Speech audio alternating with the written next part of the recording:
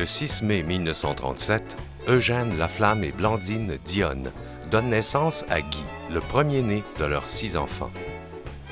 En 1940, Eugène achète à Sainte-Croix une entreprise de fabrication de jouets en bois, les ateliers Pierre et Jean, alors en faillite. Sous son règne, l'entreprise s'appelle maintenant Meubles South Shore. Compte tenu du caractère saisonnier de l'entreprise, il diversifie la production et introduit la fabrication de tables et de chaises de cuisine. 2 incendies majeurs forcent la reconstruction de l'usine, mais toujours au même endroit.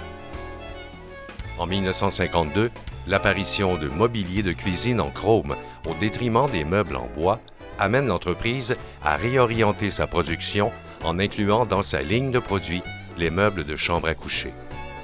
Guy apprend à compter sur lui-même en bas âge. Il est pensionnaire à Saint-Louis de Gonzague et au collège Jean de Brébeuf. Il fait ses études secondaires au collège du Sacré-Cœur à Bathurst et son cours universitaire à la faculté de commerce de l'Université Laval à Québec. De 1956 à 1963, Guy fait son apprentissage à l'usine sous l'œil vigilant de son père, qui veut le préparer à la relève. Il accomplit toutes les tâches, de la plus simple à la plus complexe. Le 23 mai 1959, il épouse la ravissante Marthe Vaillancourt. À leur bonheur s'ajoutent 5 enfants, Jean, Jacques, Marc, Richard et Marie-Josée, qui leur donneront 15 petits-enfants. En 1970, Guy prend la relève de son père à la direction générale. Il entreprend une grande phase d'expansion. Il augmente la production de l'usine de Sainte-Croix par le biais d'acquisition et l'intégration des Morissette et Frères. En 1978, c'est J.W. Kilgore de Coaticook qui passe sous le giron de Meubles South Shore. De plus, en 2000, Meubles South Shore étend sa production au Mexique. Les usines connaîtront au fil des années de multiples investissements et agrandissements pour les amener au niveau où elles se trouvent aujourd'hui. Le succès de Guy, c'est la productivité. Cette productivité a fait de Meubles South Shore un des plus grands fabricants de meubles au Canada avec ses 600 employés. Pour M. Laflamme, une entente verbale, c'était sacré, autant pour ses employés, au niveau de ses employés, que pour ses clients et ses fournisseurs. Lorsqu'on rencontrait M. Laflamme pour des dossiers, on devait toujours être bien préparé. Et une fois que la décision était prise, il fallait que le travail s'effectue assez rapidement. M. Laflamme avait toujours une vision long terme dans ses décisions. À chaque fois qu'il prenait une décision, on voyait qu'il se souciait autant de la pérennité de l'entreprise, de lui-même, que pour ses employés. Il était sensible. Lorsqu'on le rencontrait, on voyait qu'il avait une sensibilité, mais qui était cachée par son caractère un peu bourru pour ceux qui l'ont bien connu. M. Laflamme était un homme d'une grande simplicité, malgré son envergure. Je me souviens, lorsqu'on allait aux États-Unis, on avait une usine aux États-Unis, puis on devait aller à l'usine, puis on avait une maison là-bas, puis il nous préparait même les petits déjeuners le matin avant d'aller travailler. En 1986, son fils Jean se joint à l'entreprise et en 1999, Guy le nomme président de Meubles South Shore. Aujourd'hui également, vous avez Jean qui se joint à nous autres. Tout ce que je peux te souhaiter, c'est d'avoir d'aussi bons personnels que j'ai pu avoir. D'avoir des gens sincères, comme j'ai eu. Des gens qui ont mis tout leur cœur et toute leur énergie au développement de la compagnie. Alors, un bon 30 ans. Ce pas des valeurs qui étaient publiées dans la grandeur de l'entreprise, mais c'était véhiculé par ses agissements, par sa façon d'être, par la façon dont il était. Lorsqu'il choisissait ses gens, il choisissait les bonnes personnes, il les mettait dans les bons sièges, il y avait du fun avec eux autres, puis il leur donnait le champ libre d'agir. Lorsqu'on regarde au niveau des investissements ou des innovations qu'on a faites dans l'entreprise, Il y en a plusieurs qui ont été faites au travers des années, mais j'en ai une entre autres que moi je me rappelle, je dois avoir, je ne me rappelle pas exactement, 18, 19, 20 ans là, dans ces années-là. Puis il m'avait amené en voyage à Lille, en France. C'était à la fin des années 70. Et on allait voir une nouvelle technologie. Finalement, cette technologie-là, on l'avait ramenée au Canada. Et ça avait été une innovation assez incroyable qui avait fait grandir l'entreprise de façon assez impressionnante dans le temps. Et de là est venu aussi tout le système d'amélioration continue qu'on a dans l'entreprise, d'innovation. Et même aujourd'hui, on se sert encore de ces mêmes bases-là pour faire nos investissements puis s'assurer qu'on grandisse. Service à la clientèle, je me rappelle au tout début, je pense que je n'allais pas encore à l'école, mais j'étais tout petit. Là. Mais on était dans la maison, c'est-à-dire juste en face de l'usine. Et on recevait les clients, on recevait les agents manufacturiers. Ils venaient dîner le midi, ils venaient souper le soir, ils couchaient à la maison, ils déjeunaient avec nous autres le matin. C'est nous autres qui servaient les drinks.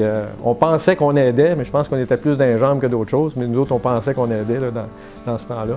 Pendant plusieurs années, au-delà de 50 du chiffre d'affaires de la compagnie était fait avec Sears Canada. Et c'est lui, personnellement, qui s'occupait du compte de Sears. Il n'acceptait pas personne d'autre. C'est lui qui faisait toutes les transactions. Et ça se sent dans l'entreprise, juste à passer autour. Cette passion-là pour le client est encore là, puis est encore très, très vivante. Il était capable de passer par-dessus ses émotions personnelles ou ses sentiments personnels pour prendre une décision difficile. Il prenait aussi beaucoup de temps à s'occuper d'autres choses, entre autres beaucoup d'œuvres caritatives, telles que l'œuvre du Général Dallaire, que ce soit le Noël du Bonheur, que ce soit la Maison Michel Sarrazin. Il s'est impliqué aussi beaucoup localement avec les différentes œuvres locales, où il s'est impliqué aussi comme maire de Sainte-Croix pendant plusieurs années. Donc, il trouvait le temps, malgré tout ce qu'il avait à faire, de s'occuper aussi d'autres choses autour, qui n'étaient pas évidemment rémunérées, mais qui redonnaient à la société. Puis je pense que ça, pour lui, c'était important aussi de pouvoir faire ça. Dernièrement, il y a eu un hommage qui a été fait par l'industrie du meuble canadienne pour reconnaître ce qu'il avait accompli dans l'industrie. Je pense qu'il a réussi à bâtir une entreprise de classe mondiale dans un environnement qui n'était pas nécessairement facile pour les industries de meubles à cette époque-là. Et je pense que c'était une très belle reconnaissance qu'il a vraiment appréciée lorsqu'il était reconnu par l'ensemble des gens de l'industrie. Guy est prêt à partager ses recettes du succès. Il s'occupe notamment de l'École du meuble et du bois ouvré à Victoriaville et des missions gouvernementales en pays sous-développés. Il accueille chez lui étudiants et visiteurs. Il croit dans le dialogue avec ses collègues de l'industrie et dans les services que peut rendre leur association. J'ai eu le plaisir de travailler avec lui lorsque je suis devenu membre de l'Association des fabricants de meubles, avec une usine que j'avais à ce moment-là qui s'appelait Vallière. Et puis, je l'ai succédé comme président de l'association. Mais Guy était un leader, était un homme visionnaire et qui a fait beaucoup de choses pour l'industrie du meuble. C'est lui qui a développé le salon de Toronto et qui a mis l'association sur des bases solides. Au conseil du patronat, évidemment, il a été un membre extrêmement important pendant plusieurs années. Enfant de la Deuxième Guerre mondiale, la vie militaire est une référence pour Guy. Dans les faits, il n'a pas fait carrière dans les forces armées, mais s'implique à plusieurs niveaux. En 1996, il est lieutenant-colonel honoraire des unités de la milice des Forces canadiennes. Pendant plus de 10 ans, il consacre bénévolement 3 semaines annuellement à l'Agence canadienne de développement international. Il participe à des missions à l'étranger pour établir le bilan des projets parrainés et proposer des solutions concrètes aux problèmes rencontrés sur le terrain. Mon père était proche de Sears et de plusieurs autres clients, Eaton, Labbé, etc. Et organisait une fois par année un voyage de pêche avec ces acheteurs-là dans le nord du Québec. Ils les amenaient à la pêche. Et c'était vraiment impressionnant de voir là, comment on avait affaire à un général dans l'armée qui était aux commandes, puis qui décidait tous les matins, bon, ben, c'était quoi le plan d'attaque pour la rivière, c'était quoi le plan d'attaque pour telle sorte de poisson ou quoi que ce soit. L'amour de la pêche, de la chasse, du bois, puis je dirais le respect aussi de la nature, c'était vraiment quelque chose que toute la famille chez nous, on adore. On est allé en Afrique, puis ça, c'était un rêve à mon père. Ma mère peut peut-être vous expliquer, en 78. On est allés seulement tous les deux. Puis là, on explorait. Là. Puis là, il retenait tous les endroits, puis où est-ce qu'on était passé. Mais là, il dit, jamais la gang, un bonjour ici. Fait qu'on on est allé quand j'ai eu mes 70 ans, ça a été le cadeau pour tout le monde, puis le voyage extraordinaire. C'est un passionné. C'est un passionné, c'est un intense, quelqu'un de très déterminé aussi. Alors, que ce soit par rapport au voyage ou par affaires, quand il y avait une idée, il montait une équipe avec lui. Il allait chercher les meilleurs. Puis il accomplissait ce qu'il avait en tête. Il y a 15 petits-enfants dans la famille, puis il est fier de tous ses petits-enfants. Alors, nous, c'est un côté que la communauté d'affaires connaît moins. Un côté de mon père, plus émotif, hein, il avait son petit cœur sensible par rapport à ses petits-enfants. Moi, j'ai toujours dit que c'est un gros malin de mettre cœur. Un bel exemple de transfert de savoir-faire et de savoir-être. Ses enfants ont hérité de son sens de la débrouillardise et de sa persévérance, autant dans les affaires que dans la vie privée. Guy Laflamme a sans aucun doute transmis sa fibre entrepreneuriale à ses enfants qui sont eux aussi des entrepreneurs bien présents dans le paysage économique de la région et dont il était très fier. Quoi que l'on dise, le travail définit largement la personne que l'on est. Mon métier que j'adorais a dévoré ma vie.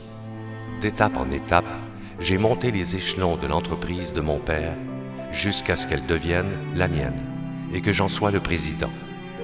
D'une certaine façon, l'entreprise et l'homme deviennent un, et bien malin qui peut distinguer l'une de l'autre. C'est à ce prix que l'on réussit, et je ne connais pas d'autre manière d'avancer que de s'engager complètement.